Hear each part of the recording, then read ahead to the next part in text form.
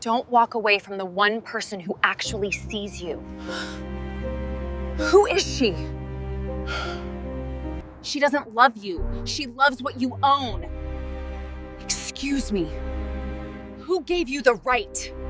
She told him the truth he wasn't ready for, and the CEO's response broke every rule he lived by. The secret she kept for 26 years. The hallway outside Marcus Caldwell's corner office smelled like fresh roses and expensive ambition, two things that had absolutely nothing to do with Elena Hartley's life.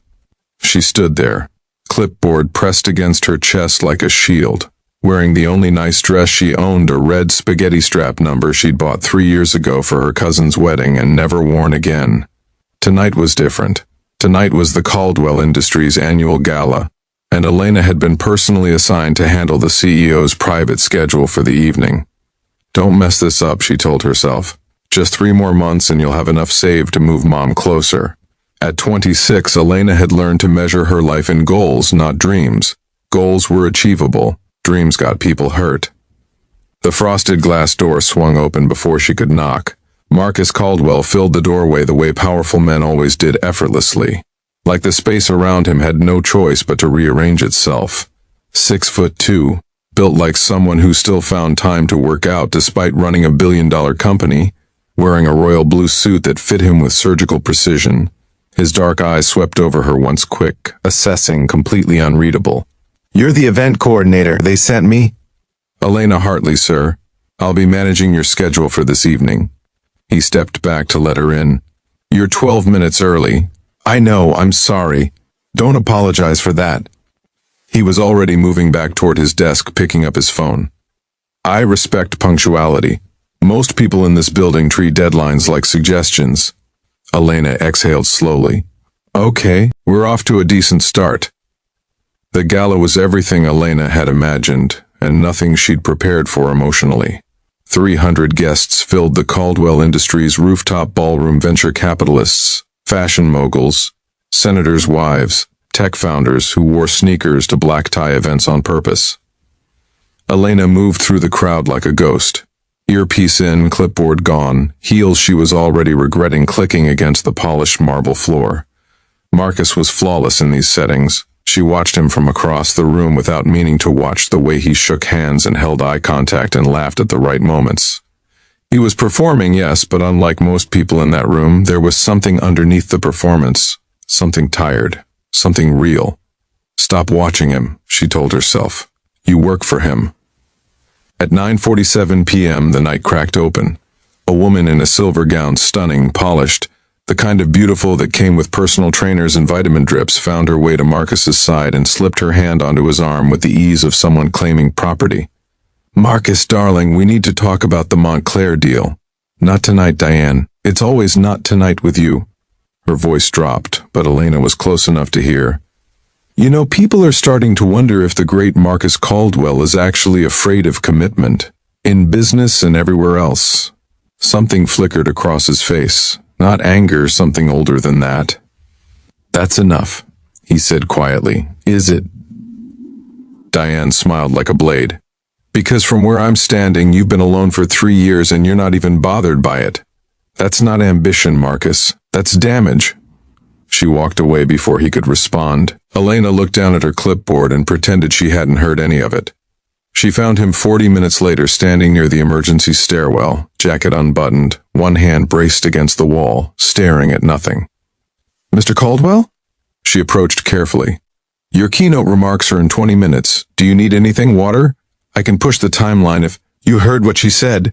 It wasn't a question. Elena paused. "I did," she said honestly. She'd learned long ago that lying to powerful people only complicated things. "I wasn't trying to eavesdrop."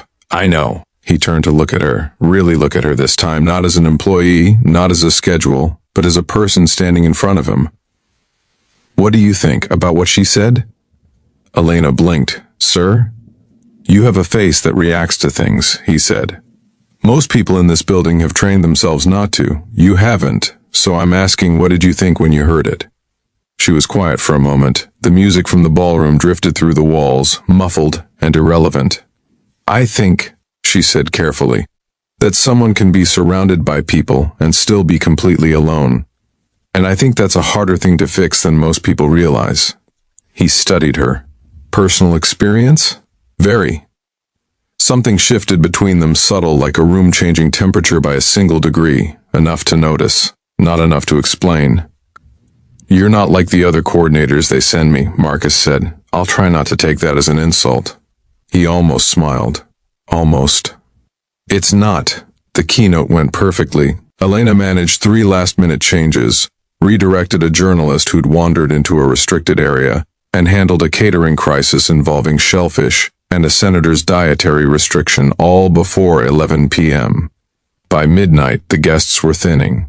By 12:30, Elena was collecting forgotten name tags and trying to calculate whether she'd make the last train home. "You can take a car service," said a voice behind her. She turned. Marcus was still there, jacket draped over his arm now, looking like a man who had nowhere urgent to be and had recently accepted that fact. "The company covers it for event staff," he added. "After midnight." "Oh, I didn't know that. Most people don't. HR buries it in the handbook." He tilted his head. "Can I ask you something?" "Of course." "Why do you work this hard?" He gestured vaguely at the evidence of her evening, the reorganized seating charts, the corrected signage, the whole invisible architecture of a night that had appeared effortless because she'd made it that way. "You're not just doing your job, you're doing it like it matters to you personally." Elena thought about her mother, about the assisted living facility 3 states away that charged more per month than Elena made in 2.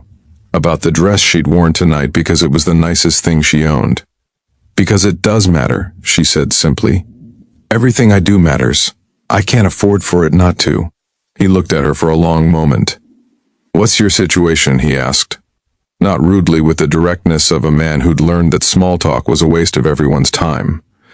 And she told him, more than she meant to, about her mother's diagnosis, about the job she'd taken straight out of community college because the 4-year university plan had fallen apart when her father left, about the years of careful budgeting and second shifts and strategic sacrifice. She didn't tell him everything. She never told anyone everything. But when she finally stopped talking, she realized she'd said more to Marcus Caldwell in 11 minutes than she'd said to most people in 11 months. "I'm sorry," she said quickly. "That was completely unprofessional." "No," he said. "It was honest. That's different." He paused. "I haven't had an honest conversation at one of these things in years." It was 1:15 a.m. when it happened. They were standing near the hallway outside the ballroom, the same glass-lined corridor where they'd first met, waiting for the car service confirmation on her phone. The building was quiet now. The chandeliers had been dimmed, the city lights pressed against the windows like something alive. "Can I tell you something?" Elena said. She didn't plan to say it. It came out the way true things sometimes did, suddenly, without permission. He looked at her. "I've never—" She stopped, started again. "I've spent so much of my life taking care of other people that I've never really let anyone take care of me, or get close to me." She laughed softly, embarrassed. "I'm 26 and I've had 2 dates in 3 years. I've never even been in a real relationship. I've been so focused on surviving that I forgot to actually live." She hadn't meant to say that last part. Her cheeks burned. But Marcus wasn't laughing. He wasn't looking at her with pity either, the expression she'd braced for. He was looking at her the way someone looks when they've just recognized something of themselves in an unexpected place. "I understand that more than you know," he said quietly. "You?" She raised an eyebrow before she could stop herself. "You're Marcus Caldwell. And before that I was a kid from Baltimore who worked 3 jobs to put himself through business school." He held her gaze. "Success doesn't automatically fix the parts of you that learn to survive instead of live. It just gives you a nicer backdrop." The silence between them was different now. Warmer. "You're not what I expected," Elena admitted. "Neither are you," he said. "And I've met a lot of people." She got a call the next morning. Not from HR, not from the event company, from Marcus Caldwell's direct line. His assistant put her through before she'd fully processed what was happening. Marcus said without preamble, "On my personal operations team. It's a real role, competitive salary, full benefits, room to grow. I've been looking for someone who actually gives a damn about the work, and apparently you've been working 2 floors below me for 8 months. Elena's hand tightened on the phone. Why? She asked. Because she needed to hear the reason. Because she'd learned that gifts from powerful men always came with terms she needed to understand first. Because you're good at what you do, he said. And because you reminded me last night that not everything has to be transactional. A beat. This offer has nothing to do with the rest of our conversation. That stays separate. I want to be clear about that. She believed him. She wasn't sure she should, but she did. I need 24 hours to think about it, she said. Take 48. She took 36. And when she called back and said yes, Marcus Caldwell was quiet for exactly 3 seconds before he responded. Good, he said. And she could hear it in that single word, not triumph, not possession, but something that sounded like relief. Like a man who'd gotten used to winning things that didn't matter. Finally winning something that did. Elena hung up and looked out her apartment window at the city that had asked so much from her for so long. For the first time in years, she didn't feel like she was surviving it. She felt like she was ready, finally, completely, terrifyingly ready to actually live in it. Some secrets aren't shameful. They're just the parts of us that were waiting for the right moment and the right person to finally come to light.